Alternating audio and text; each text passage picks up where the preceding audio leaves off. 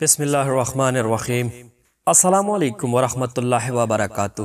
عابدین voice کے پیارے دوستو، ہم امید کرتے ہیں کہ آپ خیر و عافیت سے ہوں گے۔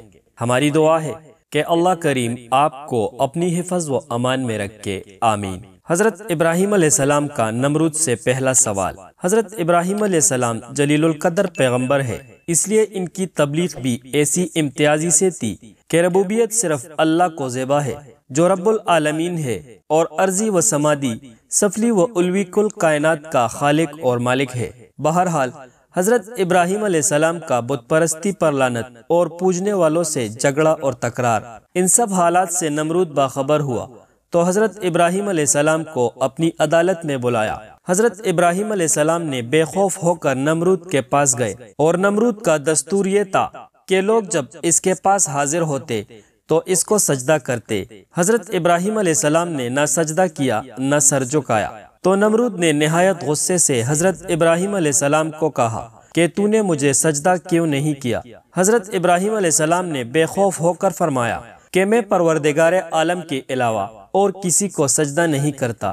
نمرود نے کہا کہ تیرے پروردگار کی کیا تعریف ہے؟ حضرت ابراہیم علیہ السلام نے جواب دیا کہ میرا پروردگار مارنے اور جلانے کا مختار ہے۔ نمرود نے کہا میں بھی مارتا اور جلاتا ہوں۔ نمرود نے دو قیدیوں کو جو واجب القتل تھے قید خانے سے بلایا، ایک کو قتل کر دیا اور دوسرے کو چھوڑ دیا، اور کہا دیکھ، ایک کو میں نے مار ڈالا اور دوسرا بھی واجب القتل تھا، اس کو میں نے زندہ چھوڑ دیا، جیسا کہ قرآن کریم میں مذکور ہے۔ کیا تو نے اسے نہیں دیکھا جس نے جھگڑا کیا ابراہیم کے ساتھ اس کے رب کے بارے میں؟ یہ قیدی اس کو اللہ نے سلطنت، جبکہ ابراہیم نے کہا کہ میرا رب مارتا ہے اور جلاتا ہے۔ کہا نمرود نے میں بھی مارتا ہوں اور جلاتا ہوں۔ حضرت ابراہیم علیہ السلام کی سوال کا جواب تو دراصل یہ نہ تھا، لیکن وہ بے وقوف تھا۔ آپ علیہ السلام نے سمجھا یہ نالائق کند ذہن ہے۔ پھر آپ علیہ السلام نے اس کے سامنے ایسی دلیل پیش کر دی جس کا اس سے کوئی ٹوٹا پوٹا جواب بھی نہ ہو سکا۔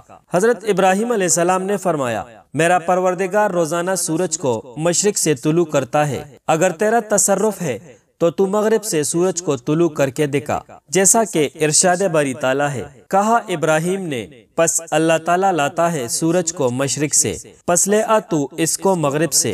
پس حیران ہو گیا وہ شخص جو کافر تھا۔